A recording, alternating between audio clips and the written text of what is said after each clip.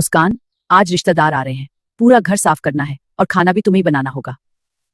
अम्मी, मुस्कान अकेली इतना सब कैसे करेगी? क्यों ना आज बावर्ची बुला लेते हैं। गुलजार, तुम सास और बहू के बीच में मत बोलो। और नहीं, घर का काम बहू ही करती है, यही हमारे घर का उसूल है। या अल्लाह, मुझे हिम्मत दे। फिक्र मत करो मुस्कान, मैं तुम्हारे साथ हूँ, हम दोनों मिलकर सब कर लेंगे।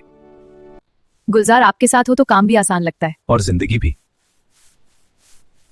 शुक्रिया गुलजार, आप ना होते तो मैं टूट जाती। बीवी का साथ देना शोहर का फर्ज होता है। वाह मुस्कान, खाना बहुत मजेदार है। शुक्रिया। आज अगर आप मेरा साथ न देते गुलजार तो मैं हार जाती। शुक्रिया।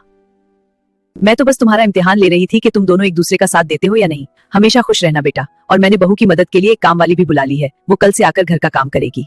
ये कहानी हमारे प्यारे सब्सक्राइबर्स मुस्कान और गुलजार के नाम है, जो एक दूसरे का साथ निभाने की खूबसूरत मिसाल है।